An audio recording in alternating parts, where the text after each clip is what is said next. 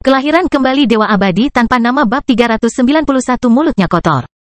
Hal pertama yang diperhatikan Dion tentang pria ini adalah mata emasnya dan kacamata berbingkai kristal.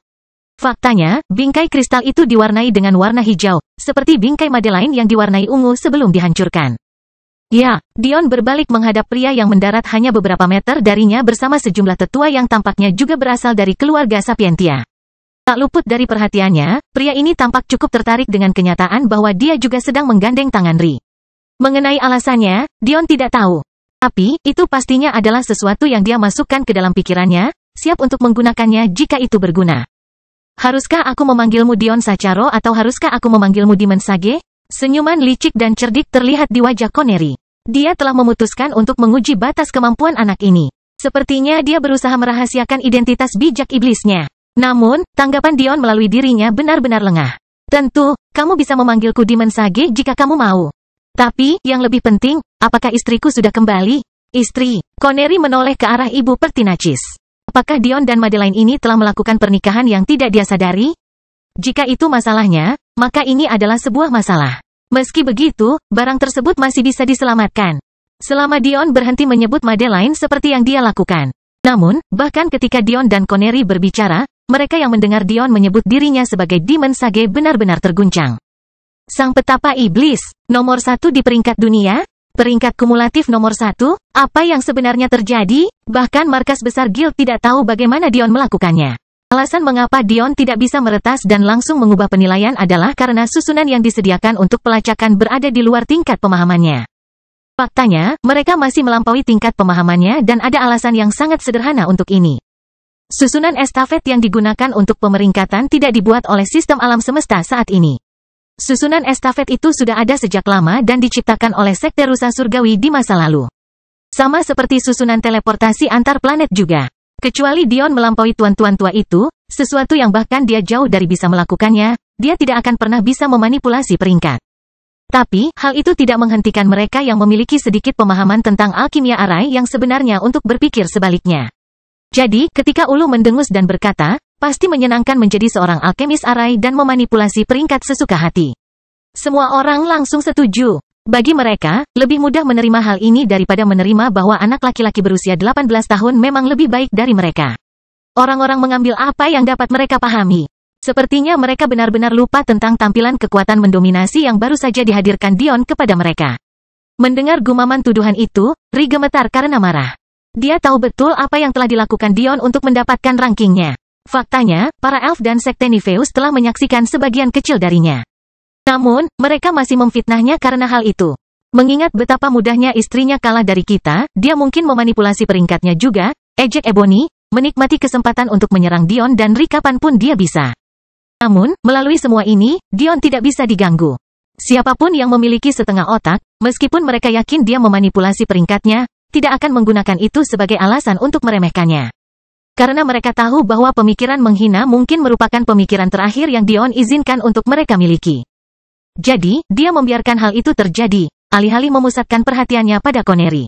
Ya, istri, Madeline Sacharo. Wajah Dion tetap netral. Dia tidak mencoba untuk memusuhi siapapun, dia hanya mengajukan pertanyaan yang memerlukan jawaban ya atau tidak. Ibu Pertinacis mengerutkan alisnya. Kapan putri tiriku menjadi istrimu? Saya tidak ingat pernah menghadiri upacara semacam itu atau menerima persatuan semacam itu. Putri tiri, kalau begitu, kamu pasti Ibu Pertinacis. Senang berkenalan dengan Anda. Dion tersenyum tipis sebelum mengalihkan perhatiannya kembali ke Koneri yang sepertinya sedang mengamatinya. Tampaknya Koneri dan Dion sedang menyelidiki satu sama lain. Tapi, mereka yang menyaksikan hal ini tidak mengerti mengapa kepala cabang utama keluarga Sapientia menerima hal ini. Ini bukan kepala lain yang menyelidikinya, itu adalah seorang anak kecil. Ibu Pertinacis gemetar marah atas pemecatan Dion terhadapnya. Ucapannya yang senang bertemu denganmu, hampir tidak bisa dianggap sebagai sapaan yang pantas. Bagaimana kamu dan Madeline bertemu? Koneri menanyakan pertanyaan yang tampaknya tidak berguna. Tapi, Dion tetap menjawab. Kami bertemu setelah cabang utamamu membuangnya. Respons Dion cepat dan tidak menunjukkan keraguan. Namun, kata-katanya tajam dan langsung pada sasaran. Jelas sekali bahwa dia tidak menyukai keluarga Sapientia dan bukan tanggung jawabnya untuk meyakinkan mereka bahwa dia layak, melainkan terserah pada mereka untuk meyakinkan dia bahwa mereka layak. Koneri cerdas dan segera memahami hal ini. Meskipun para tetua marah karena sikap tidak hormat Dion, Connery sepenuhnya netral. Kata-kata antagonis bukanlah sesuatu yang mudah membuat dia terpesona. Dia hanya cukup tertarik pada kenyataan bahwa meskipun dia setengah meter lebih tinggi dari Dion, entah bagaimana rasanya mereka sejajar satu sama lain. Lalu apa yang ingin kamu lakukan mengenai hal itu? Connery bertanya, senyum tipis terlihat di wajahnya. Sebaiknya Anda menjelaskan fakta bahwa bukan saya yang harus melakukan apapun. Anggapan Anda menentukan tindakan saya. Dion menjawab dengan tegas, tidak terganggu oleh Connery yang memperlakukannya seolah-olah dia masih kecil. Jika karakter Connery ini ingin meremehkannya, itu hanya akan berujung pada kematiannya. Dion bukanlah orang yang tunduk pada otoritas. Kemungkinan besar otoritas itu akan patah jauh sebelum punggungnya tertunduk. Dion memiliki kekuatan untuk menghapus seluruh keluarga Sapientia dari keberadaannya di alam semesta ini, jika dia memilih untuk melakukannya. Faktanya, bahkan tanpa menggunakan boneka-bonekanya. Jika dia menggunakan kunci menara epistemik, dia bisa membawa siapapun yang dia inginkan jauh-jauh tanpa izin dari orang-orang yang disebut ahli ini. Jadi, dia bersungguh-sungguh dengan apa yang dia katakan. Connery menjadi semakin tidak senang saat dia berinteraksi dengan Dion. Dia masih seorang ahli yang telah berusaha keras dari nol, siapakah anak ini yang mengancamnya tentang apapun? Para tetua keluarga Sapientia memandang rendah Dion dengan jijik. Hanya anak laki-laki yang bermulut kotor, kepala Sapientia. Apakah benar-benar ada kebutuhan untuk membuat pilihan lagi? Namun, Dion sudah mulai pergi. Dia telah melihat segala sesuatu yang perlu dilihat dan telah mengatakan segala sesuatu yang perlu dikatakan. Untuk keluarga Sapientia, pilihlah tindakan dengan bijak. Hasilnya akan sama apakah Anda mendukung hubungan saya dan Madeline, satu-satunya perbedaan adalah apakah keluarga Anda pada akhirnya bertahan atau tidak. Dion berkata dengan lemah. Dan bagi mereka yang menganggap peringkat saya palsu, saya rasa Anda akan mengetahuinya dalam beberapa minggu, bukan? Kelahiran kembali Dewa Abadi tanpa nama bab 392 cepat. Melihat sosok Dion dengan acuh tak acuh memunggungi kepala klan Dewa, dan tidak hanya itu, tetapi juga kepala markas besar persekutuan, membuat para tetua Sapientia menjadi marah. Sayangnya, bukan hanya mereka yang marah. Para ketua persekutuan terkemuka di seluruh alam semesta yang telah bertemu untuk membahas orang bijak iblis juga tidak dapat memahami tindakan pemuda ini. Sayangnya, nak, pergi dari sini bukanlah tugas yang mudah. Connery Sapientia berbicara pelan, mempertahankan sikap superiornya. Dia merasa memiliki kewajiban untuk menjaga sikapnya sebagai sesepuh Dion, kalau tidak dia akan dianggap sebagai lelucon. Dion sudah berbalik dan tidak bisa diganggu lagi dengan orang-orang ini. Ada yang harus dia lakukan, yaitu membantu Ri menyelesaikan pelatihannya dan juga menyelamatkan keluarga Viridi. Meskipun dia bisa menggunakan kekerasan untuk menyelesaikan masalah kedua, Dion masih khawatir menjadi agresor dalam situasi ini. Dia memiliki terlalu banyak musuh dan dia tidak ingin memberikan alasan kepada karakter yang lebih merepotkan untuk mulai bertindak melawannya. Klan Dewa, dia yakin dia bisa mengatasinya. Tapi, dia belum mau berurusan dengan klan Dewa Kerajaan. Melihat ke arah Thaddeus dan 9 jenderal iblis lainnya, Dion tersenyum, kali ini memilih untuk mengucapkan terima kasih dalam hati kepada mereka. Tidak peduli bagaimana perasaan mereka, kenyataannya mereka baru mengenal Dion kurang dari setahun. Kesetiaan mereka adalah sesuatu yang disyukuri Dion. Apa yang Dion tidak ketahui adalah bagi mereka, dia bukan hanya penerus tuan lama mereka. Dion telah menyelamatkan mereka dari ribuan tahun penderitaan dan memberi mereka kesempatan untuk kembali mengendalikan pikiran mereka alih-alih tetap menjadi zombie yang tidak punya otak. Mereka mengikutinya dengan sepenuh hati karena mereka bisa melihat kebaikan dalam diri Dion. Ketika Dion menyelamatkan mereka, dia tidak tahu bahwa para jenderal iblis akan bermanfaat baginya, atau bahwa mereka bahkan adalah jenderal iblis. Dia baru saja melihat orang-orang yang membutuhkan bantuannya, jadi dia menyelamatkan mereka. Mereka akan selalu mengingatnya. Melihat ketua guild diabaikan, Livy, yang masih menempel kuat di atap gedung, berjuang untuk mengirimkan pesan ke Voron. Setelah kejutan awal, Voron menoleh ke Es untuk memastikan sesuatu. Perlahan namun pasti, senyuman mereka melebar saat pandangan mereka kembali terfokus pada sosok Dion. Berdeham, Voron mulai berbicara. Kepala Sapientia, saya harus mengatakan bahwa suatu kehormatan bertemu dengan Anda. Connery mengalihkan pandangan tenangnya ke arah Voron yang langsung terkejut dan berusaha mendapatkan kembali ketenangannya. Apakah ini mata yang sama yang biasa dia lihat pada Dion?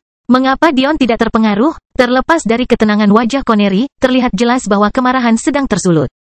Jika Voron tidak memiliki alasan kuat untuk memanggilnya, kemungkinan besar klan Dewa Kefesitas harus kehilangan salah satu kejeniusannya.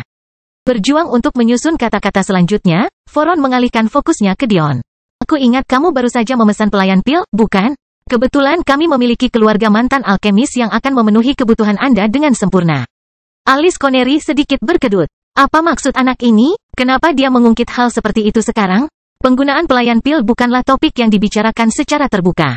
Faktanya, itu sangat dekat dengan hal yang tabu. Jadi kenapa? Tapi ketika Indra Connery menangkap amarah yang membara dari sosok yang sangat dikenalnya, dia tiba-tiba menyatukan 2 dan 2.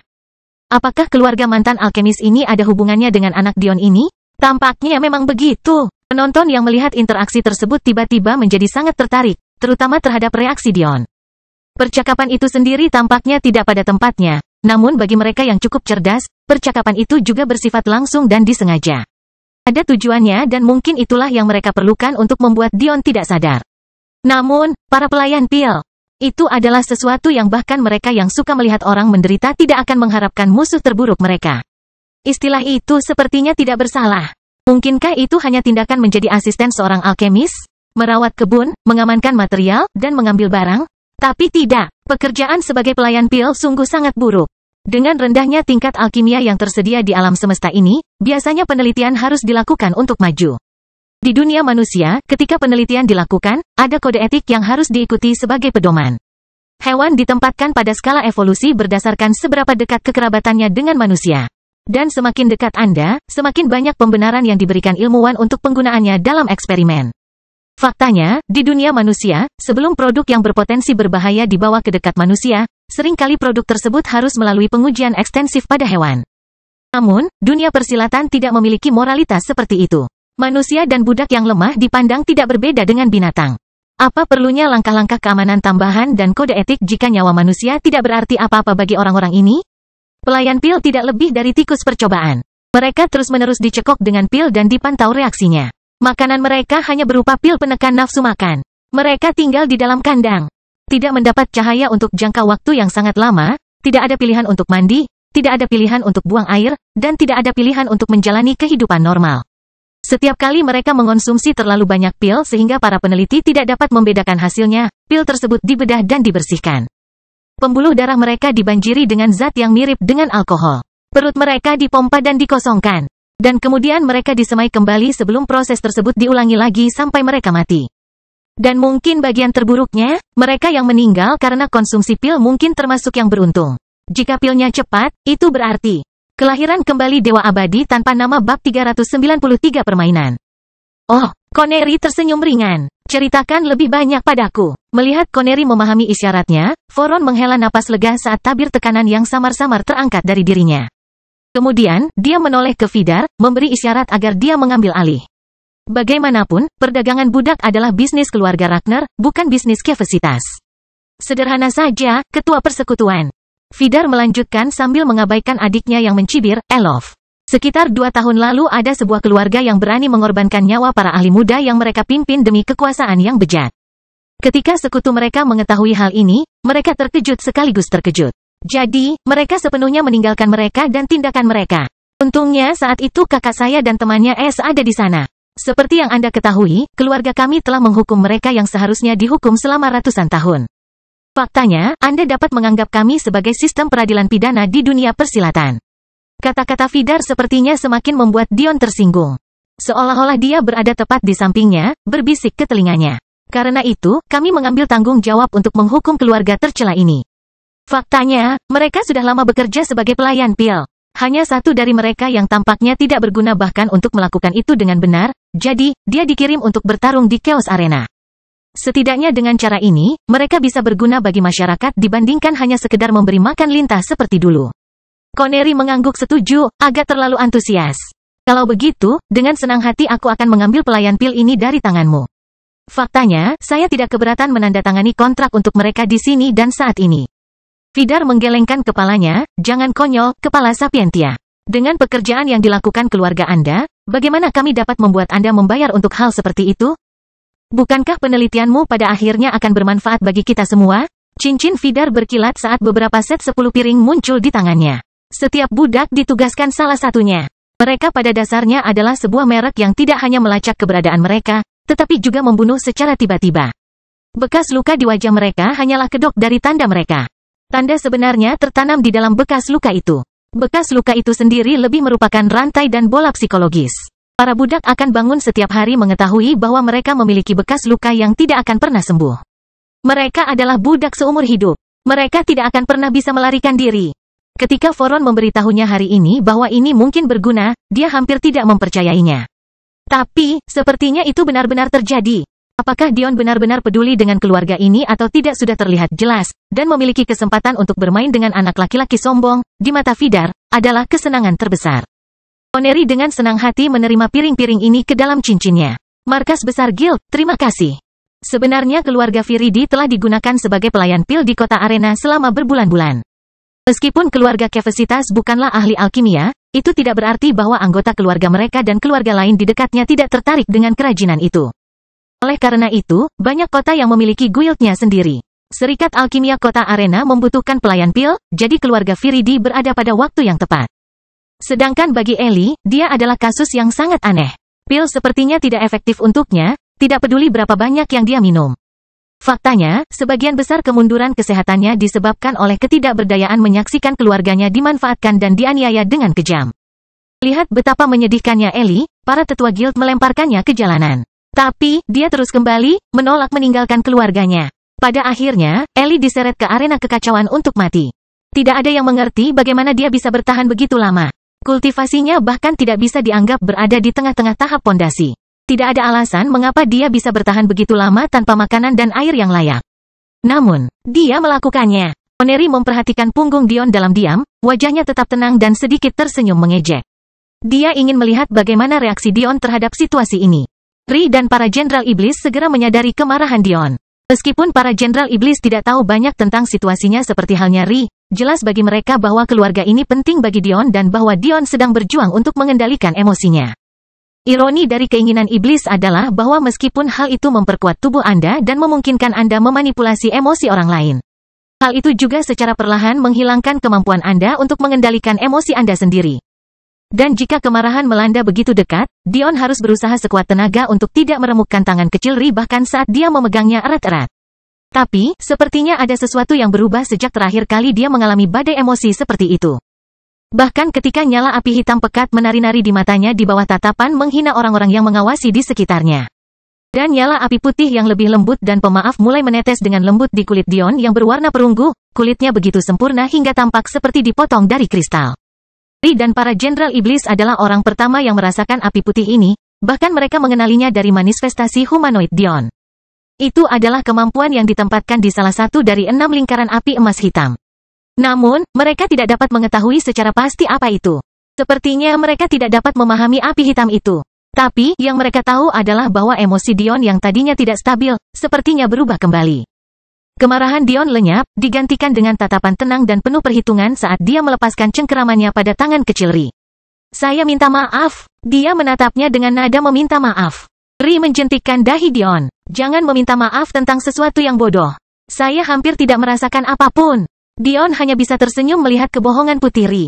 Kekuatan tubuhnya berada pada tingkat yang benar-benar baru, dan Ri telah mengatur ulang kultivasinya. Bagaimana mungkin dia tidak merasakan apapun? Tapi, Dion lebih menghargainya dalam hal itu. Melihat Dion tiba-tiba menoleh ke belakang, Connery terkejut menemukan senyuman yang tenang dan arogan. Karena kalian semua suka bermain game, kalau begitu kita bisa memainkan beberapa game? Bagaimana? Kelahiran kembali Dewa Abadi tanpa nama bab 394 baik untuk. Apa maksudmu sebenarnya? Connery bertanya dengan bingung. Saya sebenarnya bukan penggemar pembicaraan Anda yang benar secara politis. Memanipulasi fakta dan mengarang cerita bukanlah sesuatu yang perlu dipedulikan. Mereka yang cukup cerdas tahu bahwa Ragnar tidak punya landasan moral untuk dijadikan landasan. Faktanya, mereka sebenarnya cukup menjijikkan. Dan mereka yang cukup cerdas tahu bahwa satu-satunya alasan mengapa Anda begitu rela mengakui bahwa Anda melakukan sesuatu yang sangat tidak bermoral adalah karena Anda tidak dapat melupakan kenyataan bahwa seorang anak, begitu Anda memanggil saya, tidak takut kepada Anda. Kata-kata Dion sepertinya terdengar seperti bercanda. Faktanya, terlepas dari kata-katanya tentang kebenaran politik, sepertinya dia sendiri yang menjaga batas-batas keramatamahan. Namun, jika Anda fokus pada kata-kata sebenarnya yang diucapkan, jelas bahwa dia tidak melakukan upaya seperti itu. Tidak menunggu Connery menyadari fakta bahwa dia tidak dihormati, lanjut Dion. Jadi, dengan kedok hal-hal itu, saya bertanya pada Anda apakah Anda ingin bermain game. Mari kita cari tahu siapa sebenarnya yang paling cerdas. Kupikir aku akan memulainya. Dion berkata sambil tersenyum, masih tidak mengizinkan Connery berbicara. Dia memiliki Jenderal Iblis di sekelilingnya.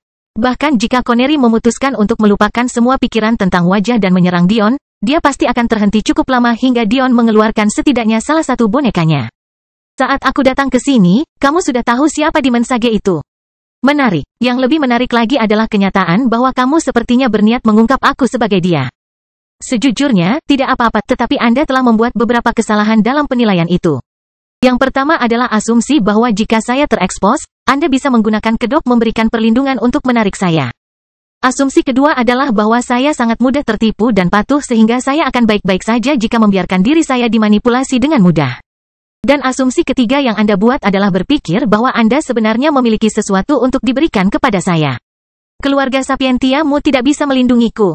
Penelitian keluargamu sudah ketinggalan zaman di alam semesta ini dan tidak ada apa-apanya dibandingkan dengan tuanku. Dan sejujurnya, saya benci membayangkan dimanfaatkan. Faktanya, saya mungkin lebih baik mati daripada melakukan hal seperti itu. Alis Connery berkerut. Dia sudah lama menyadari sikap tidak hormat Dion. Tapi mengapa dia melakukan hal seperti itu? Apa tujuannya? Sepertinya penonton cukup pandai dalam melupakan sesuatu. Jadi bagaimana kalau aku menempatkan segala sesuatunya dalam perspektif untuk kalian semua? Dion tersenyum. Mau tak mau Ri merasakan hatinya tergelitik atas perintah Dion tentang situasi tersebut. Sepertinya ketika Dion bersandar ke dinding, dia akan menjadi lebih kuat.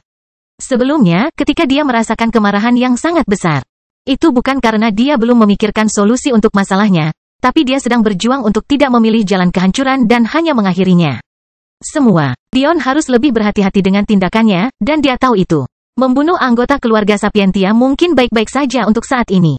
Tapi apa dampaknya? Berapa banyak orang di alam semesta ini yang akan terkena dampak hal seperti itu? Keluarga Sapientia adalah tulang punggung kemajuan. Bagaimana Dion bisa merasa baik-baik saja dengan menghentikannya kecuali situasinya ekstrim? Dan bagaimana dengan keluarga Ragnar? Dion sekarang tahu dengan jelas bahwa mereka adalah anggota dari 3 klan paling kuat di kuadran. Dan dia juga tahu bahwa mereka datang ke alam semesta ini untuk suatu tujuan yang belum mereka penuhi. Jika Dion menghapus mereka dari alam semesta ini sebelum mereka dapat memenuhi misi yang ditetapkan klan utama mereka. Bukankah itu akan membuat kemarahan klan menjadi terlalu kuat untuk ditangani Dion? Dia harus berhati-hati dan menahan amarahnya.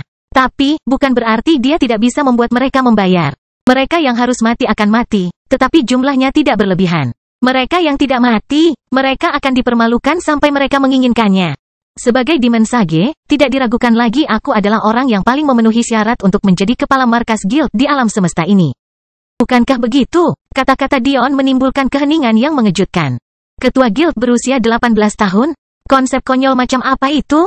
Tidak ada yang tahu apakah harus tertawa, atau harus menganggap serius pernyataan seperti itu.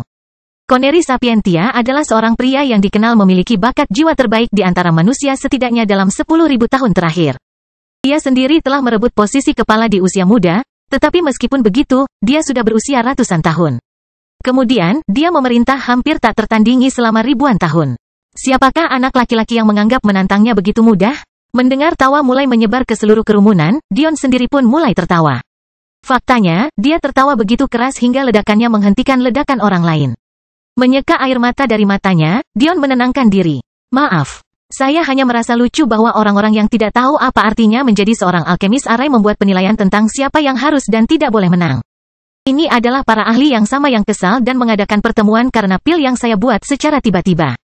Faktanya, beberapa hari yang lalu, seluruh planet bersedia menggunakan skema curang hanya untuk menarik saya ke pihak mereka. Namun Anda menertawakan kemampuan saya mengalahkan orang ini? Tidakkah menurutmu itu membuat kalian semua terlihat konyol? Mungkin bagian paling lucunya adalah pria yang kamu yakin akan menang mempunyai wajah yang paling serius di antara kalian semua. Tiba-tiba, sikap Dion berubah total dari sikapnya yang riang. Sebaiknya kalian semua tutup mulut dan perhatikan. Hanya itu yang bisa kamu lakukan. Kelahiran kembali Dewa Abadi tanpa nama bab 395. Kesombongan yang murni dan tak terkendali. Tidak peduli betapa khawatirnya Dion tentang dampak tindakannya, begitu dia membuat keputusan, bukan sifatnya untuk menebak-nebak. Jika itu adalah sebuah kesalahan, maka dia akan belajar dari kesalahan tersebut dan membuat langkah yang lebih baik di masa depan. Tapi sekarang, menghancurkan harga diri Connery dan menyelamatkan keluarga Viridi dapat dilakukan dalam satu gerakan, dan Dion akan memanfaatkan peluang tersebut. Connery segera memahami niat Dion. Markas besar persekutuan tidak hanya menguasai setiap guild di alam semesta ini, tetapi juga menetapkan peraturan dan regulasi. Tapi, lebih jelasnya lagi, bukankah Vidar baru saja memberikan keluarga Viridi sebagai hadiah ke markas guild? Kalau begitu, bukankah semudah memimpin markas guild untuk mendapatkan kepemilikan atas keluarga mereka? Ketika Dion masih di kerajaan Elfin, dia menantang ketua formasi dan guild alkimia. Maka, mudah baginya untuk menang. Tapi, yang lebih penting, hal itu membuka dirinya terhadap gagasan perang guild. Di dunia manusia, pada zaman dahulu kala, terdapat konsep-konsep seperti dojo yang menantang untuk mendapatkan tanah, prestise, dan sejenisnya. Di dunia persilatan, segalanya tidak berbeda. Alkimia Arai adalah studi tentang hukum alam semesta, tapi seperti yang bisa diduga, hal itu juga disertai dengan segudang interpretasi, faksi, dan pemikiran yang berbeda. Oleh karena itu, sudah menjadi kebiasaan bagi para ahli untuk mengadu filosofi mereka satu sama lain. Dengan mempertaruhkan guild mereka, ini berarti seiring berjalannya waktu, filosofi yang lebih kuat akan menang. Cabang-cabang alkimia Arai yang lebih lemah akan digantikan oleh cabang-cabang yang lebih kuat seiring berjalannya waktu dan ketua guild yang lebih kuat menggantikannya. Itu adalah siklus sederhana yaitu survival of the fittest. Namun, pemikiran bahwa hal ini lazim dalam budaya alkimia menimbulkan beberapa pertanyaan. Jika ini benar-benar survival of the fittest, lalu bagaimana alkimia Arai bisa terpecah menjadi dua faksi? Mengapa guild formasi dan guild alkimia dipisahkan? Faktanya, bahkan guild senjata dan guild penjinak binatang pernah menjadi satu kesatuan, bersama-sama di bawah payung susunan alkimia. Namun, seiring berjalannya waktu, logika akan menyatakan bahwa pemisahan disiplin membuat guild menjadi lebih kuat. Tapi, benarkah itu masalahnya? Ketika Dion bertarung melawan Kormit yang lebih tua, dia telah melihat solusi untuk masalah yang tidak dapat diimpikan oleh penatua Kormit untuk diselesaikan. Faktanya, solusi yang dihasilkan Dion setara dengan Grandmaster setengah langkah, sesuatu yang pastinya tidak dimiliki Dion pada saat itu. Namun, dia mampu melakukannya, dan alasannya adalah karena dia memiliki pemahaman yang baik tentang formasi dan alkimia. Di zaman sekarang, untuk membentuk pil konstitusi Ratu Peri, dibutuhkan jiwa tingkat suci dan setengah langkah ke tingkat alkimia Grandmaster. Namun, Dion menyelesaikannya dengan jiwa tingkat pengumpulan esensi yang lebih rendah, jiwa hanya dalam tahap esensi bawah, dan penguasaan alkimia Arai hanya pada tingkat master yang lebih rendah. Akan jelas bagi siapapun bahwa susunan alkimia lebih unggul. Jadi, pertanyaannya tetap ada. Lalu bagaimana alkimia Arai dikucilkan? Dion tidak tahu jawabannya. Tapi, pertanyaan itu muncul lagi di kepalanya. Jika dia memaksa Connery mengikuti pertandingan ini, apakah aman menggunakan pengetahuannya tentang alkimia susunan? Haruskah dia memaksakan diri menjawab pertanyaan itu hanya dengan satu disiplin? Ini adalah sesuatu yang harus dipertimbangkan dengan serius oleh Dion. Setelah berbicara dengan guru besarnya, Dion sekarang memiliki pemahaman yang baik tentang mengapa susunan alkimia ditimpa secara paksa, meskipun dia tidak tahu bagaimana hal itu dilakukan. Mereka yang berasal dari jalur kekacauan, yang menginginkan anarki total, tidak akan menyarankan untuk menggunakan alkimia. Faktanya, mereka akan melakukan yang terbaik untuk menghapusnya dari keberadaan jika mereka bisa. Tapi, masalahnya adalah keinginan orang tua itu terlalu kuat dan susunan alkimia menjadi terlalu penting dalam kehidupan sehari-hari. Ini adalah obat-obatan dan inovasi, dan seringkali memberikan solusi terhadap masalah-masalah yang tidak dapat diperbaiki oleh orang lain. Jadi, tidak hanya semua orang memiliki akses terhadap Aurora, mereka yang cukup berbakat juga mempunyai insentif untuk menggunakannya. Dan, kecuali mereka yang berada di jalur chaos menaklukkan setiap alam semesta yang ada, tidak akan ada cara untuk mengatur penggunaannya. Oleh karena itu, jika pada akhirnya, suatu hari mereka terlahir sebagai ahli alkimia dengan bakat yang cukup untuk menulis ulang alam semesta dan menyelesaikan masalah kematian akibat panas, maka mereka yang berada di jalur chaos hanya akan bisa menyaksikan mereka kalah. Meski begitu, ada solusi untuk penderitaan mereka. Bagaimana jika mereka membuatnya sedemikian rupa sehingga tidak ada seorang pun yang bisa mencapai puncak susunan alkimia? Bagaimana jika mereka merobek esensi dari susunan alkimia sedemikian rupa sehingga tidak ada seorang pun yang dapat memahami gambaran lengkapnya? Bukankah hal itu akan menghilangkan kekhawatiran mereka? Daripada mengawasi semua orang, mereka bisa meminta orang untuk mengawasi diri mereka sendiri. Sayangnya, ini bekerja dengan sangat baik. Alkimia susunan sangat sulit untuk dipahami secara keseluruhan, sehingga membuatnya tampak seolah-olah dimaksudkan untuk dipecah menjadi bagian-bagian yang lebih mudah dicerna. Pada akhirnya, bahkan mereka yang memiliki bakat untuk menekuni bidang alkimia dalam bentuk aslinya pun terlahir dalam masyarakat di mana mereka didorong untuk fokus pada bidang tersebut. Dan mungkin yang paling menyedihkan, banyak orang yang tidak memiliki wawasan untuk menyadari bahwa ada ketinggian yang tidak akan pernah Anda capai kecuali Anda menggabungkan keduanya. Jadi, Dion harus mengambil keputusan.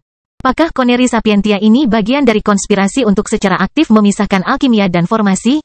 Atau tidak, sebagai pemimpin dengan posisi paling tinggi yang berhubungan dengan alkimia susunan.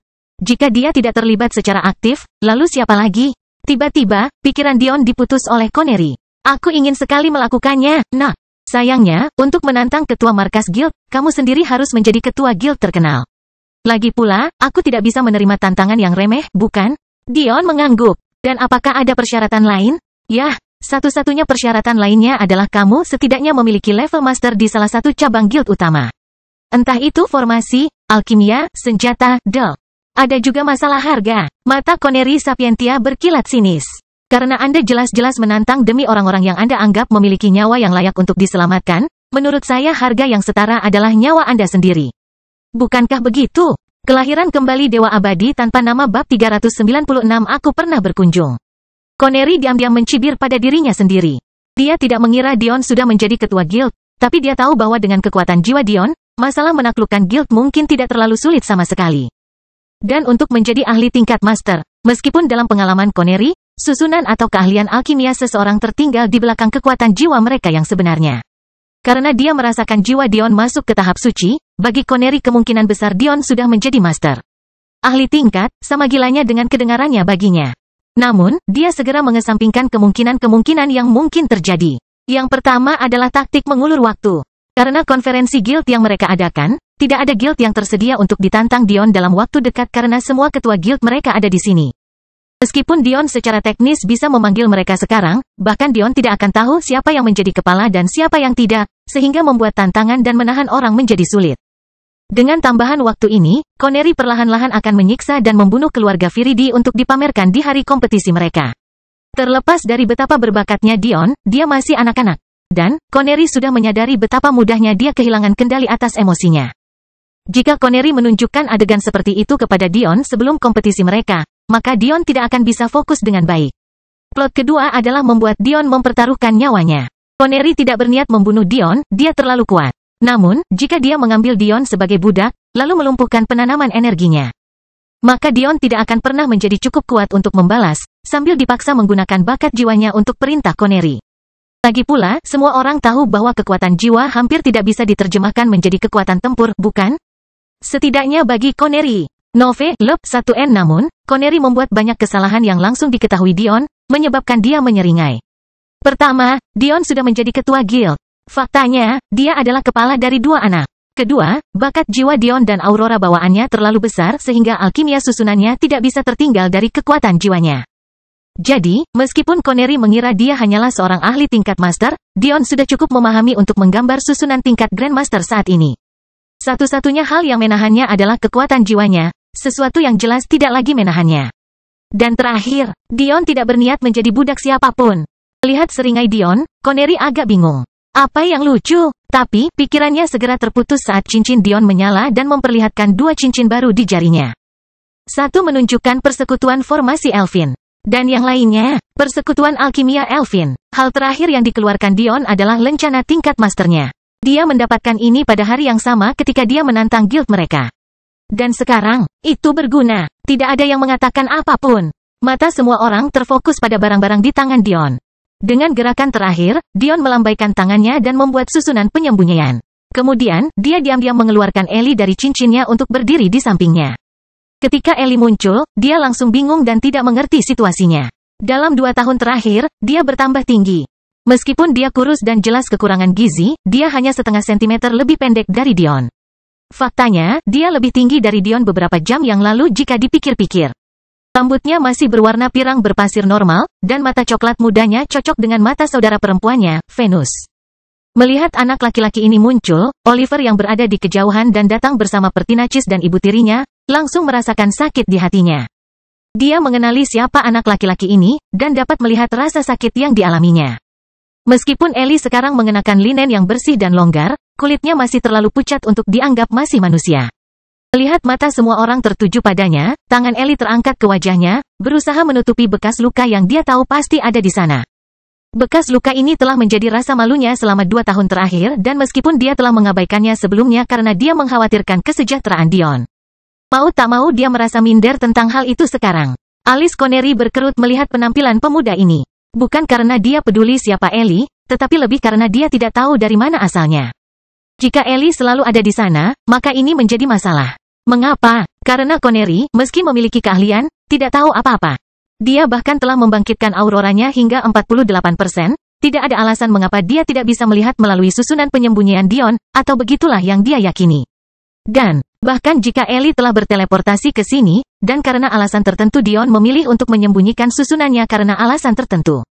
Itu tidak mengubah fakta bahwa Connery masih tidak dapat melihat melalui penyembunyian itu. Anak ini, ekspresi serius muncul di wajah Connery. Jika dia tahu bahwa Dion tidak melakukan ini untuk pamer, melainkan untuk menyembunyikan sifat khusus cincinnya, mungkin Connery akan memuntahkan darah sekarang. Dion, Ellie menunduk malu-malu setelah memberi Ri senyuman kecil. Dia mendapat kesan tentang Ri setelah mereka berlari menuju Dion bersama. Dia bahagia di dalam hatinya karena kakak laki-lakinya telah menemukan istri yang cantik lagi. Apa yang sedang terjadi? Hati Dion sakit saat melihat betapa sadarnya Ellie akan bekas lukanya. Meski begitu, Dion tidak bergerak untuk melepaskan tangan Ellie dari wajahnya, malah melepaskan tangan Ri dan menggenggam kedua tangannya di bahu Ellie. Dia menatap ke arah Ellie dengan serius, hatinya terasa berat. Sulit baginya untuk mengungkapkan dengan kata-kata bagaimana perasaannya saat ini, tetapi pada akhirnya dia merasa bahwa tindakan akan berbicara lebih keras daripada kata-kata. Aku telah menjadi teman yang buruk, kata Dion sedih. Biarkan aku melakukan sesuatu untukmu. Kelahiran kembali Dewa Abadi tanpa nama bab 397 acara besar. Ellie menggelengkan kepalanya dengan marah, ini bukan salahmu. Jangan berpikir seperti itu, Anda melakukan hal yang benar. Para siswa itu seharusnya tidak mati tanpa ada yang mengetahui siapa yang bertanggung jawab. Dion menghela nafas. Tidak peduli apa yang dikatakan Ellie, dia merasa tidak enak dengan hal itu. Jika dia menunggu sampai dia cukup kuat, lalu memanggil sekte besar untuk melakukan perbuatan buruk mereka, bukankah hasilnya akan lebih baik? Faktanya, bukankah dia memiliki kekuatan untuk memusnahkan sekte besar sendirian saat ini? Dia tidak membutuhkan bonekanya atau jenderal iblisnya. Para ahli pengumpul esensi kelas 6 tingkat rendah itu hanyalah makanan bagi Dion saat ini. Ini bukan kerajaan Elfin yang mendeklarasikan perang terhadap klan Dewa Ragnar, bukan? Vidar Ragnar segera mengenali Ellie karena bekas lukanya. Ri mendengus. Jika menurutmu klan Ragnarmu bisa menandingi kami, lakukanlah. Alis Vidar berkerut. Sepertinya Putri Elfin tidak mengetahui sejarahnya. Mungkin saya harus mencerahkan Anda dan suami Anda. Ri tersenyum. Tidak perlu. Klan utamamu lah yang membantu. Anda hanyalah makanan ternak yang mereka kirim ke alam semesta ini. Apakah Anda masih ingin mendapat pujian atas hal itu? Bibir Vidar dan Elof bergerak-gerak karena provokasi Ri. Mereka mengira dia hanyalah karakter sampingan, tapi siapa sangka lidahnya begitu tajam. Tentu saja kami tidak akan pernah memulai perang demi satu budak pun. Jika Anda menyukainya, anggaplah dia sebagai tanda niat baik. Faktanya, kami telah melakukan uji tuntas dalam menandainya untuk Anda. Jika Anda mau, kami juga bisa memberinya bekas luka kedua. Vidar mencibir, tidak mau kalah dalam perang kata-kata ini. Bekas luka, Dion berkata dengan lemah. Menurutmu keluarga lemah seperti itu bisa melukai saudara laki-lakiku? Alis Vidar berkerut. Omong kosong apa yang kamu bicarakan?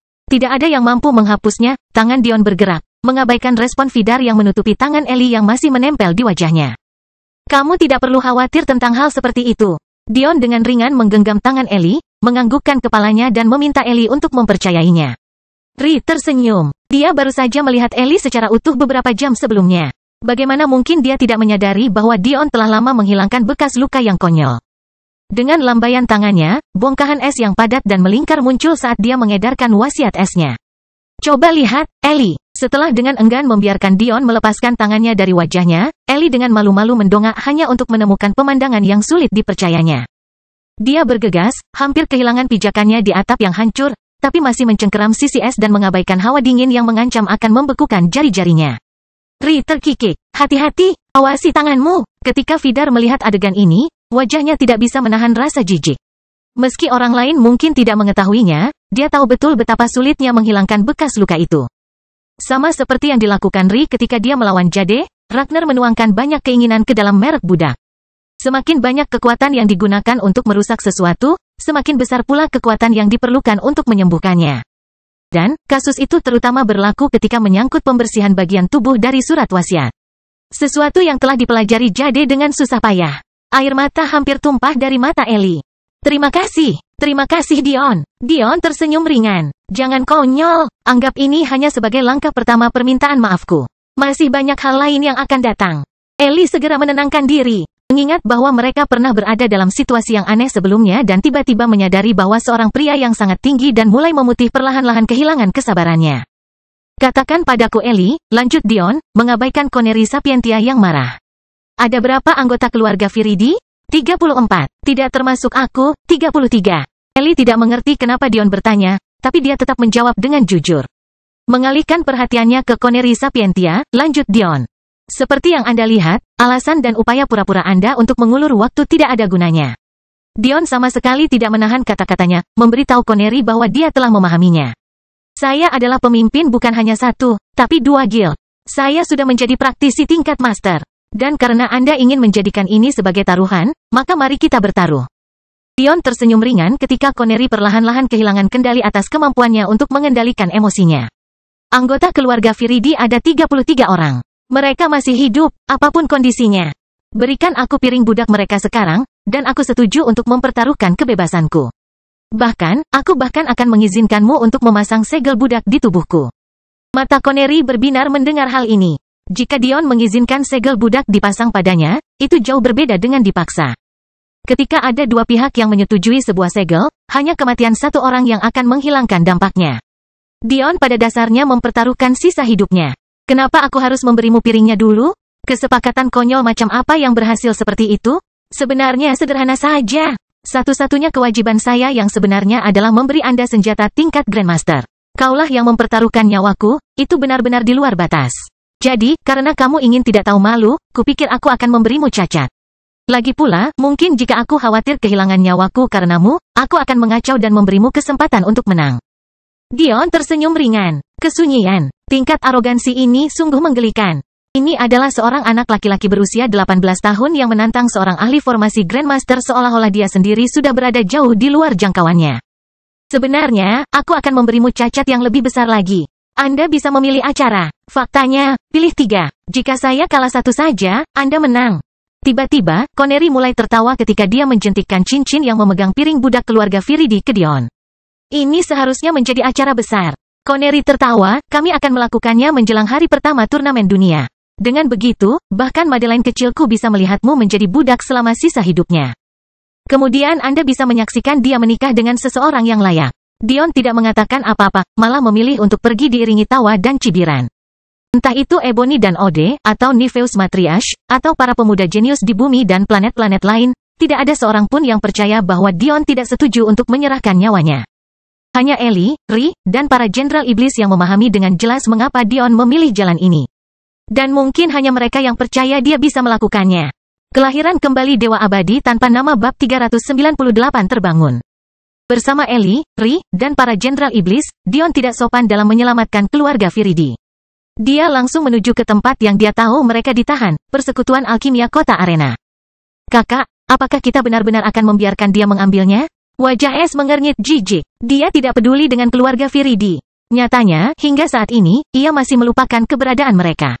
Setelah kejadian tahun lalu, dia dan Elof mencap mereka, tapi, mereka berakhir di Arena City, wilayah keluarga Kefesitas.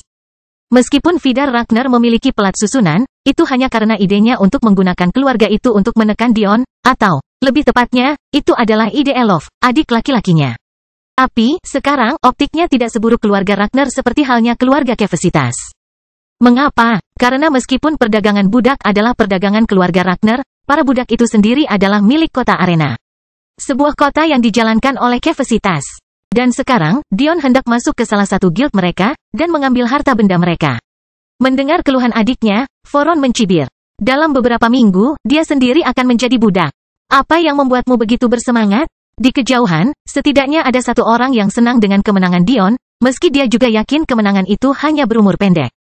Oliver telah memikirkan perbudakan Venus selama bertahun-tahun. Meskipun dia adalah kakak laki-laki Madeline, kekuatan saudara perempuannya bukanlah miliknya. Faktanya, meski dia memiliki kekuatan Madeline, itu tidak menjamin pembebasan keluarga Viridi. Lagi pula, meski Sapientia sangat dihormati, mereka tidak dikenal karena kehebatan tempurnya. Bukan rahasia lagi bagi siapapun bahwa Sapientia menghindari konflik massal agar tetap netral dan dibiarkan berkembang seperti sebelumnya. Artinya keluarga Kefesitas tidak punya alasan untuk mendengarkan tuntutan keluarga Sapientia. Setelah menghilangkan kekhawatiran saudaranya, Voron mengarahkan pandangannya pada Dion saat semua orang berpencar. Satu-satunya hal yang saya sesalkan tentang hal ini adalah kami tidak akan pernah mendapat kesempatan untuk menunjukkan kepadanya perbedaan antara dia dan kami. Vidar berdiri diam di udara, mendengarkan kata-kata Voron. Faktanya adalah bahkan Vidar masih terlalu muda untuk berada di 4 besar dunia. Bukan karena dia tidak kuat, tapi ahli top seperti Iris Ipsum memiliki waktu hampir 1 dekade untuk mengumpulkan poin untuk peringkat mereka. Terlepas dari benih keyakinannya, ini hanyalah kampanye ketiga Vidar, namun, ia masih berhasil menduduki peringkat ke-25, sesuatu yang patut dipuji di antara rekan-rekannya. Namun, ada Dion. Lalu, ada Ri, dan lebih buruk lagi, ada Madeline. Masing-masing berhasil masuk 30 besar, dan masing-masing memiliki kampanye lebih sedikit darinya. Tapi sekarang, dia mengetahui bahwa Dion telah memanipulasi peringkat, tidak ada yang lebih dia inginkan selain mencabik-cabik Dion. Jika dia bisa mengubah peringkat untuk dirinya dan Ri, mengapa Madeline tidak juga?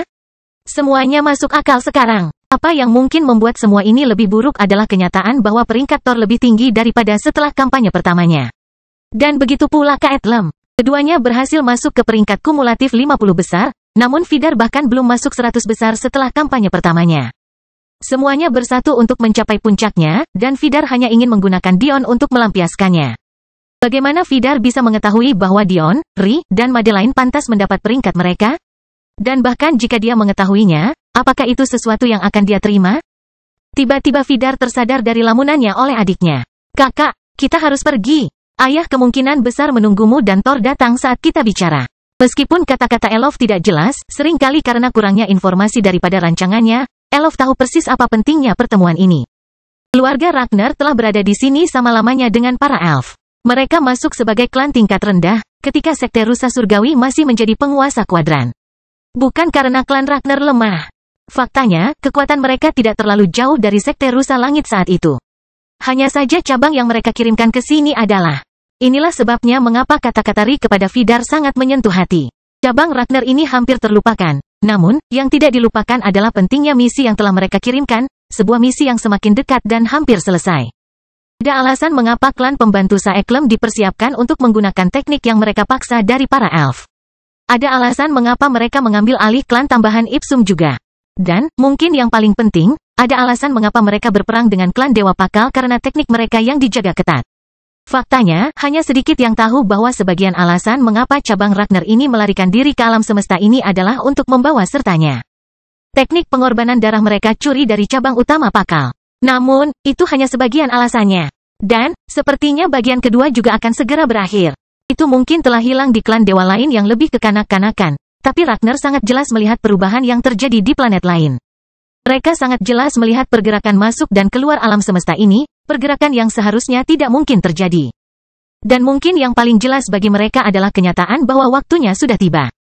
Misi mereka akan segera selesai, ya. Tapi, ini juga merupakan waktu bagi cabang kecil ini untuk bangkit dan mengambil tempat di antara yang terbaik yang ditawarkan alam semesta. Vidar yakin benih keimanannya akan berperan besar.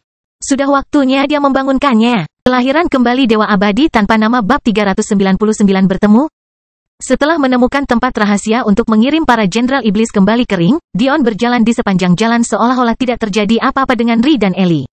Apakah kamu sudah bertemu Ri, Ellie? Dion bertanya sambil tersenyum cerah.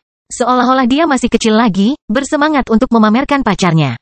Ri menganggap ini sangat menggemaskan, tapi dia masih sedikit pemalu. Ini adalah pertama kalinya dia bertemu seseorang yang benar-benar disebut Dion sebagai teman, semua orang adalah bawahan atau musuhnya. Namun, Ri tampaknya pulih dengan cepat. Kami memang bertemu saat kamu melakukan sesuatu yang sembrono. Anda tahu Anda bisa saja mati, bukan? Apa yang kamu pikirkan? Ellie terkikik saat melihat Dion dengan canggung menggaruk bagian belakang kepalanya. Sudah lama sekali dia tidak punya waktu untuk benar-benar bersantai dan dia merasakan yang terbaik selama bertahun-tahun. Dia senang memiliki seorang teman yang mengingatnya setelah sekian lama, meski waktu yang mereka habiskan bersama hanya singkat. Setelah dia selesai mencaci maki Dion karena bodoh, Ri berpindah sisi untuk berbicara dengan Ellie. Entah kenapa, dia merasa cukup nyaman untuk memeluk pria itu dengan ramah. Mungkin karena penampilan Ellie yang pemalu atau wajahnya yang polos, tapi Ri menyukainya. Katakan padaku Ellie, bagaimana kabar Dion saat itu? Berapa banyak hal buruk yang dia lakukan? Dion meringis mendengar pertanyaan ini, mencoba memberi isyarat kepada Ellie dengan matanya untuk mengingat kode bro. Sayangnya, tampaknya dunia persilatan tidak memiliki konsep seperti itu. Melihat Ri memanfaatkan kesempatan untuk mendekatinya, mulut Ellie mulai menumpahkan rahasia yang tak ada habisnya. Yah, mungkin itu bukan rahasia, tapi itu pasti hal-hal yang dia tutupi di masa lalu. Di masa lalu, Dion telah memberitahu Ri tentang bagaimana dia bertemu Madeline dengan sangat detail, itu tidak akan pernah menjadi sesuatu yang dia sembunyikan darinya. Tapi, ada hal lain yang mungkin dia abaikan atau mungkin tidak. Hancurkan dunia fana? Clara, menggoda apapun yang berjalan. Telanjang di depan Delia. Suara Ri sepertinya bertambah 1 oktav dengan setiap informasi baru yang menarik. Dion hanya bisa berpura-pura seolah-olah dia tidak ada di sana, malah memusatkan pandangannya pada jalan berbatu dan jalan yang dipenuhi deretan toko. Pada akhirnya, Dion bahkan tidak bisa menangis. Ellie, kamu pengkhianat. Ellie tidak bisa menahan tawa, sepertinya tidak terpengaruh oleh tangisan Dion. Melihat tidak ada yang mau membantunya menjelaskan, Dion mulai menjelaskan. Cintaan pertamaku bahkan tidak relevan. Saya berumur 5 tahun, itu tidak berarti apa-apa, bukan? Mata biru keperakan Ri berkedip saat rambut panjangnya tergerai tertiup angin. Cukup penting bagimu untuk ingat memberitahu sahabatku Ellie tentang hal itu. Sahabat, Dion tersedak, ini tidak berjalan dengan baik. Baiklah. Faktanya adalah Dion khawatir lebih dari sekadar kehadiran orang tuanya selama persidangan. Dia juga khawatir tentang menghadapi gadis yang dia sukai saat dia berada di dunia manusia. Itu tidak pernah berkembang menjadi cinta, karena Dion telah memutusnya. Tapi, itu mungkin hanya membuatnya merasa semakin bersalah. Meski begitu, kemungkinan besar karena Dion telah membuat keputusan yang tidak egois secara emosional, sehingga membuat lelaki tua itu tidak menganggap pantas untuk mengujinya. Clara, Dion belum pernah melihatnya sejak dia berusia sekitar 10 tahun. Saat itulah, setelah kematian ayahnya, dia mulai menganggap serius penemuannya. Dia melemparkan segalanya demi membuat jejaknya di dunia. Sebenarnya, Dion telah melihatnya lagi selama penilaian akademi fokus, tapi dia telah melakukan yang terbaik untuk menghindarinya sepenuhnya. Bagi orang dewasa, keputusan anak berusia 10 tahun tampak remeh. Dion bahkan tidak tahu apa arti kata cinta, dan baru pada Madeline otaknya mengalami momen eureka, sesuatu yang kemudian ditiru oleh Ri. Faktanya, jika bukan karena Clara, kemungkinan besar Dion akan mengabaikan perasaannya terhadap Madeline. Tapi ketika kau menggabungkan perasaan bersalah di masa lalu, dengan pemikiran bahwa nyawa Madeline dipertaruhkan, hal itu telah mendorongnya ke tepi jurang. Ibu Dion, sebelum kematiannya, selalu menyuruhnya untuk mengikuti perasaannya dan bertindak berdasarkan perasaan tersebut sebelum terlambat. Tapi, baru pada Clara Dion mulai menganggapnya serius. Ada suatu masa di mana Dion mengabaikan nasihat ibunya seperti halnya nasihat ayahnya. Banyak yang melihat persetujuannya yang timpang dengan ibunya dan menganggapnya sebagai anak mama, padahal sebenarnya ada cerita di balik hal itu juga. Lihat Dion kesulitan dengan jawabannya, dan tidak ingin merusak suasana, Ri dengan bijaksana mengubah topik pembicaraan. Kenyataannya, Dion pernah membawa Clara ke Ri sebelumnya. Hanya saja hal itu kebetulan menjadi salah satu hal yang dia abaikan. Kalau begitu, lupakan naksirmu, aku tidak akan membiarkanmu lolos. Ri sambil bercanda memelototi Dion. Apa yang kudengar tentang kamu memflash Delia yang malang, dan melakukan pelecehan seksual terhadap Ava? Dion hampir tertawa terbahak-bahak. Saya tidak bersalah. Delia kebetulan berada di tempat yang salah pada waktu yang salah dan saya hanya berterima kasih kepada Ava karena telah menyelamatkan saya. Jadi kamu ingin menyalahkan Delia yang malang karena melihat apa yang dilihatnya? Itu adalah rumahnya. Bagaimana dia bisa tahu ada orang mesum yang akan terbang dengan barang-barangnya tergantung di mana-mana? Ellie tertawa terbahak-bahak. Dia bahkan tidak menyadari ketika air mata mulai mengalir di wajahnya sampai Ri mengeluarkan kain untuk membantunya menyekanya dengan senyum khawatir di wajahnya. Baru pada saat itulah Dion menyadari bahwa mereka akhirnya datang ke Serikat Alkimia. Tidak heran mengapa emosi Ellie berantakan. Menepuk bahunya, Dion tersenyum ringan. Ayo kita ambil. Kelahiran kembali Dewa Abadi tanpa nama bab 400 ya. Belakangan pada hari itu, Dion telah menemukan tempat tinggal semua orang. Dia ingin bersikap rendah hati sebelumnya, tetapi karena seluruh kota mengetahui keberadaannya sekarang, dia memutuskan untuk menyewakan seluruh rumah. Banyak dari Viridi yang berada dalam kondisi yang terlalu buruk untuk keluar dengan kekuatan mereka sendiri, jadi Dion membuat mereka tertidur. Kemungkinan besar mereka bahkan tidak menyadari bahwa mereka telah diselamatkan. Anehnya, setelah keluarganya terselamatkan, Ellie berhenti berpikir untuk menangis. Dia segera melakukan segala daya untuk membuat mereka beristirahat dengan nyaman, membuat Dion terkesan lagi dengan pengetahuannya tentang tanaman. Sejak Dion bertemu Ellie, dia telah menyadari keterampilan berkebunnya yang luar biasa.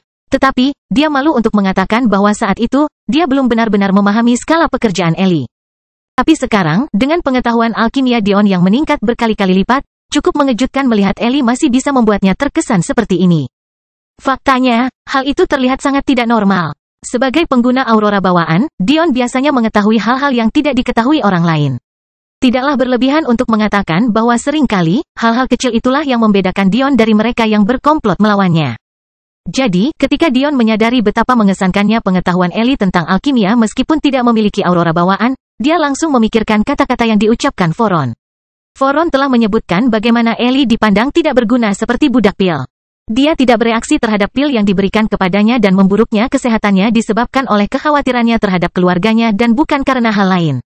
Dia akhirnya dibebaskan, tapi dia terus kembali ke titik di mana dia dikirim ke Chaos Arena. Meskipun hubungannya tampak agak berbelit-belit dan tipis, Dion segera ingin melihat apakah ini ada hubungannya dengan kepekaannya terhadap tanaman. Tapi, sekarang sepertinya bukan waktu yang tepat untuk mencari tahu. Ellie terlalu fokus mengurus keluarganya sehingga tidak mengkhawatirkan hal lain. Dion menghela nafas saat matanya mengamati Paman Aiil dan Venus, dua anggota keluarga Viridi lainnya yang memiliki hubungan baik dengannya. Rambut Paman Aiil jelas tidak terlalu bulat. Faktanya, ironisnya dia tampak semuda yang diharapkan sekarang, meskipun faktanya kulitnya pucat dan cekung. Sedangkan Venus, bibirnya pecah-pecah dan rambut pirang berpasirnya tampak beruban. Dia hampir tidak tampak seperti remaja yang seharusnya. Dia seharusnya berusia beberapa tahun lebih tua dari Dion, namun di sini dia berjuang untuk mempertahankan hidupnya. Hal pertama yang dilakukan Dion untuk setiap Viridi adalah membersihkan sistem mereka dari semua efek pil. Tapi, mungkin bagian tersulitnya adalah menghilangkan kotoran pil. Dalam semua pil yang pernah dibuat Dion, dia tidak pernah mengkhawatirkan kotoran. Karena aurora bawaannya, prosesnya, secara wajar, dapat dilihat sebagai puncak kesempurnaan. Namun, alkemis lain tidak memiliki kemewahan seperti itu dan seringkali efektivitas pil mereka dibatasi oleh kotoran. Sayangnya, kotoran ini lebih sulit diatasi dibandingkan pil itu sendiri. Satu-satunya anugerah adalah tingkat alkimia, dan oleh karena itu tingkat bahan yang digunakan, semuanya bermutu rendah, ini membuatnya lebih mudah untuk ditangani. Setelah Dion membantu dengan kemampuan terbaiknya, dia memberitahu Ellie bahwa dia harus menjaga istirahatnya. Menunjukkan bahwa ada puluhan kamar terbuka di rumah ini untuk dia tidur sebelum meninggalkan Ellie di kamar besar yang dipenuhi tempat tidur. Dalam perjalanan ke atas menuju tempat Ri menunggu, Dion sekali lagi memikirkan Madeline. Dia sudah rajin memeriksa perangkatnya, tapi tetap tidak ada pesan. Itu mungkin berarti Madeline belum datang, kecuali karena alasan tertentu dia kehabisan batu dao lagi. Bagaimanapun, Dion hanya bisa menunggu. Bagaimanapun juga, hanya dalam beberapa minggu, dia akan bisa melihatnya, sebuah pemikiran yang membuat dia tersenyum. Sudah lama sekali, pikir Dion dalam hati. Hampir 2 tahun. Faktanya, dimulainya turnamen dunia akan memakan waktu tepat 2 tahun. Dion bahkan tidak peduli bahwa ulang tahunnya yang ke-19 akan segera tiba, dia lebih bersemangat untuk melihat cinta pertamanya. Kali ini, dia tidak akan pergi kemanapun tanpa dia di sisinya. Tokoh Koneri Sapientia ini sepertinya berniat menikahkan Madeline dengan orang lain. Seolah-olah Dion mendengus pada dirinya sendiri, kamu bahkan tidak akan sampai pada perencanaan upacara. Apalagi upacara sebenarnya. Aku tidak akan membiarkan Madelineku mengalami hal itu lagi. Saat Dion hendak menaiki tangga, telinganya bergerak-gerak dengan suara langkah kaki ringan mendekati pintu mansion. Dengan kondisi tubuhnya yang membaik, semua indranya telah meningkat pesat sehingga dia dapat segera menangkap hal-hal seperti itu. Mungkin, Dion tersenyum. Dia tidak berpikir ada orang lain yang akan datang dan mengganggunya kecuali satu orang. Lagi pula, dengan penampilan yang ditunjukkan oleh para jenderal iblis, musuh manapun akan sangat bodoh untuk mencobanya kecuali mereka mengganggu kepala klan dewa kerajaan, sesuatu yang sangat tidak mungkin terjadi. Dion berjalan menuju pintu. Atau, lebih tepatnya, dia melakukan sesuatu yang tampak seperti berjalan dan setengah lagi berlari. Tubuhnya seakan melintas dari tempatnya berdiri hingga ke pintu. Jiwanya lelah setelah menghabiskan begitu lama menyembuhkan Viridi, tapi dia tetap melakukan penyisiran cepat. Itu hanya satu orang, itu pasti dia kan? Tangan Dion meraih kenop pintu tepat saat bel pintu berbunyi di seluruh rumah besar dan paling berlubang. Seringai cerah terlihat di wajah Dion saat dia melihat pemandangan yang sudah bertahun-tahun tidak dia lihat. Seorang gadis dengan kecantikan melebihi kata-kata. Dia hampir tidak memperhatikan rambut dan matanya yang sekarang berwarna ungu. Madeline. Dion tidak membiarkannya menjawab. Lengannya segera terangkat ke depan, menariknya ke dalam pelukan erat dan membenamkan kepalanya ke dadanya. Kipau ungu Madeline menempel erat di lekuk tubuhnya saat dia berbaring diam di pelukan Dion. Saya merindukanmu, bisik Dion. Terima kasih. Kata-kata Madeline teredam dengan kepalanya menempel erat pada Dion. Dia bahkan tidak sempat menyadari apa yang dikatakannya sebelum perasaan sebilah pisau dingin menusuk tulang rusuknya dan menuju jantungnya. Untuk membuat ini begitu mudah. Dion tertegun hingga terdiam. Dia tersandung ke belakang saat dia merasakan sesuatu perlahan mengkristal di dalam dirinya. Nafas pendek dan dangkal keluar dan mundur dengan gerakan menyakitkan Dion. Kebingungan mewarnai wajahnya, tapi dia tidak bisa mengalihkan perhatiannya dari apa yang terjadi di dalam tubuhnya. Sesuatu telah salah. Ini bukanlah belati sederhana, ini adalah sebuah teknik. Kesadarannya melemah, dia tidak punya waktu untuk berpikir. Organ-organnya melambat, dan detak jantungnya mengeras. Apa yang sedang terjadi? Tubuh Dion terus mengeras tak terkendali saat Madeline memperhatikan. Dia sepertinya tidak bergerak sedikit pun, seolah dia sedang menunggu sesuatu. Benar saja, suara langkah kaki ringan dari atas segera menarik perhatian Dion. Tapi, dia tidak bisa berbalik untuk memperingatkan Ri. Hal terbaik berikutnya adalah jatuh. Dia harus memberitahu dia ada sesuatu yang salah kalau dia tidak menyadarinya. Mata Ri membelalak saat melihat Dion terjatuh. Siapa kamu? Ri tidak berpikir dua kali, dia tidak tahu siapa orang itu. Tapi, untuk menjadi cukup kuat untuk menyakiti Dion dalam rentang waktu yang diperlukan baginya untuk mendengar bel pintu dan melihat apa yang sedang terjadi, dia harus kuat. Dion telah memberinya cincin itu saat dia menangani aliran energi sucinya, jadi dia masih memilikinya. Ri segera memanggil Thaddeus, tidak sempat memikirkan kenyataan bahwa dia setengah telanjang.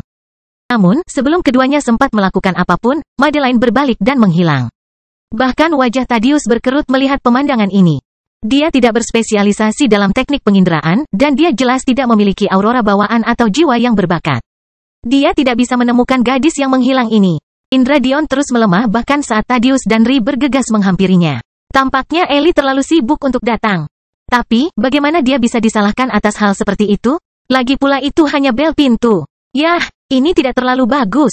Otak Dion melambat. Kecepatan berpikir aurora bawaannya membuatnya menjadi tidak berguna. Semakin banyak kemungkinan solusi yang dia pikirkan, semakin lambat pemikiran berikutnya muncul. Segera, dia akan menemui jalan buntu.